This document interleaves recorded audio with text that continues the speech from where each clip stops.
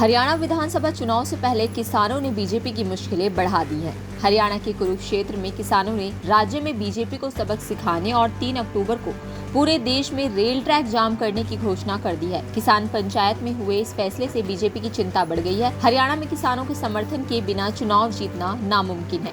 यही वजह है कि पार्टी ने तुरंत इस पर काम करना शुरू कर दिया है। बीजेपी सूत्रों के मुताबिक पार्टी ने किसानों के घर घर जाकर उन्हें केंद्र की मोदी सरकार और राज्य की बीजेपी सरकार द्वारा किसानों के हित में उठाए गए फैसलों के बारे में जानकारी देने का फैसला किया है।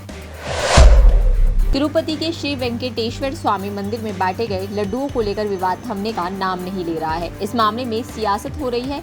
इस बीच केंद्रीय स्वास्थ्य मंत्रालय ने घी सप्लाई करने वाली एक कंपनी को कारण बताओ नोटिस जारी किया है। बताया जा रहा है कि स्वास्थ्य मंत्रालय को 4 कंपनियों से सैंपल मिले थे, जिनमें से एक कंपनी का सैंपल क्वालिटी टेस्ट में फेल हो गया है। सैंपल में मिलावट की बात सामने आई है।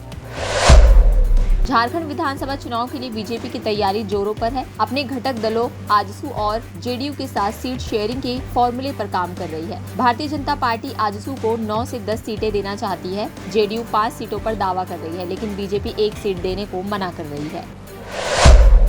पीएम मोदी ने संयुक्त राष्ट्र में कहा कि सक्सेस ऑफ ह्यूमैनिटी और वैश्विक शांति के लिए ग्लोबल रिफॉर्म जरूरी है। एक तरफ आतंकवाद बड़ा खतरा है, ग्लोबल एक्शन और ग्लोबल एम्बिशन की आवश्यकता है। डिजिटल पब्लिक पूरे विश्व में साझा करने को तैयार है, पर मानवता हितों की रक्षा और वैश्विक समृद्धि के लिए ये जरूरी है।